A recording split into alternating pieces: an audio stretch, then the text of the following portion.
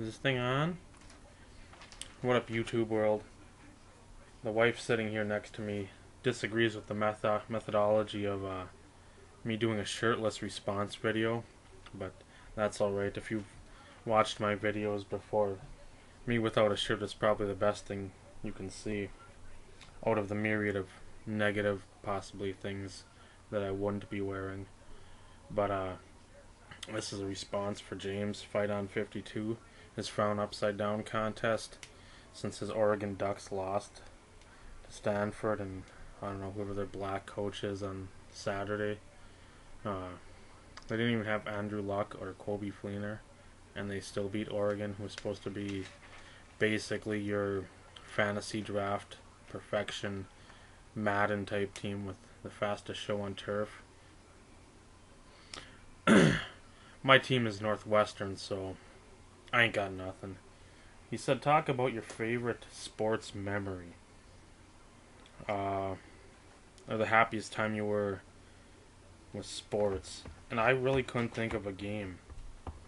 I thought of, well, a few, but I mean, I was happy for a moment due to the fact that something happened. And if you look at a Randy Moss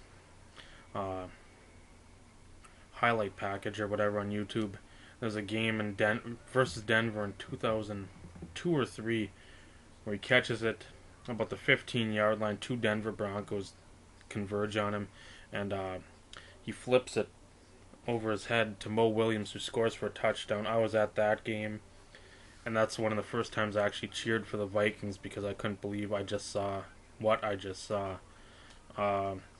Game 162 in the Metrodome in 2009. They're facing Kansas City. The Twins were. Had to win to keep pace with the Tigers and to force a game 163. We were there.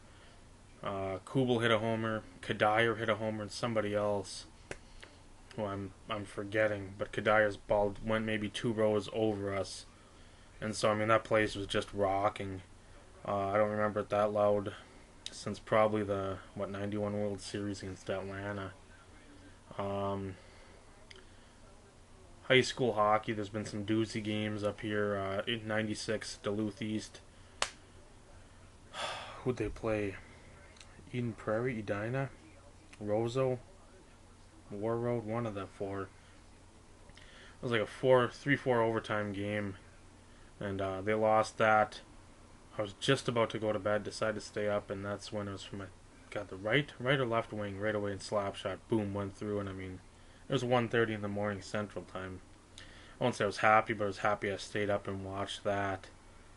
But enough rambling, because I usually ramble for about 20 minutes and people lose interest. Nationals 2011, Marcus was there.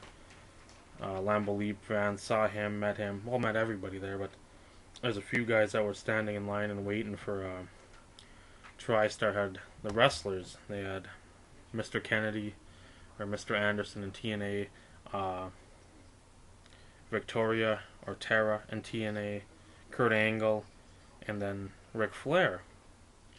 I am a huge Ric Flair fan.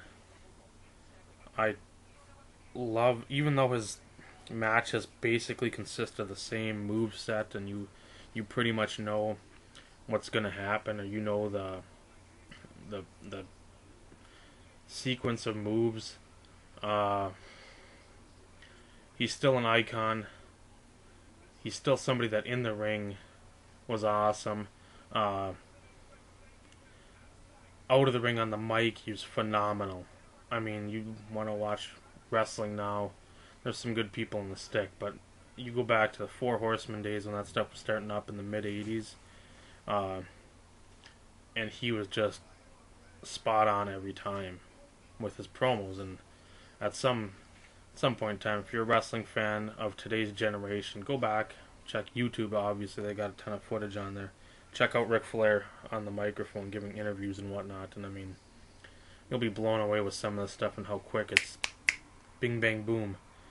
But was with a buddy from a trading card forum, the TCG trading card group, that I've known him for about 10 years, 10 years, and he's a big wrestling guy too. So every time we did the trip through the autographs, I was standing with him, Dan, and he looked at me when we were about 3 people away from Flair, and he's like, "Are you gonna be okay?" And I'm just like, "I don't know." As my wife smirks and probably thinks, "Are you gay?" But it again, I compare it to her meeting, I don't know, one of her idols. I know who she thinks I'm gonna say, but I'll shock her with her idol Robert Pattinson from all those, I don't know, horrible vampire movies. But I'm like, yeah, and surprisingly I didn't stutter or stammer when I talked to him, and I was able to keep my mic work pretty well, and I was super stoked to get this. Still have it. You can see who I got it inscribed to, though. I didn't. That's probably the main part for me, and it does somewhat tell you where my head is at when it comes to this stuff. But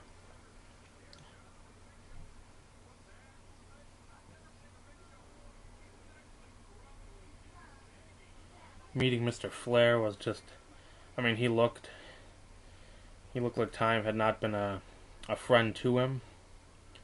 I mean, you're on the road for what? You get in a plane accident in the mid-70s. You see on his back there's a big, I don't know, by his spine, obviously, there's a big bump, and that's why he takes his, when he gets back body dropped, that's why he takes it on the one side, is because the back is just so screwed up from that plane crash back in, what, 75, 76.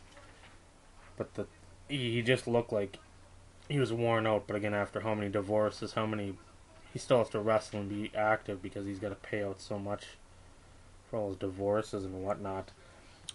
But meeting him has to be at least the most giddy I've ever been. And I've met, I don't know, several sports personalities. I met Reggie Jackson when I was down there at the Earl Brown show in the end of March, and I just happened to run into, God, who was it? Michael was down there. I don't know if Will was down there or not, but sick to fry I didn't get to bump into him. But when they were down there, I got to meet Reggie Jackson. Nothing compared to meeting Mr. Ric Flair. So James, I hope that fits your qualifications. I hope people come out in the masses and do this, and I hope more people wear shirts and don't show off their chest hair.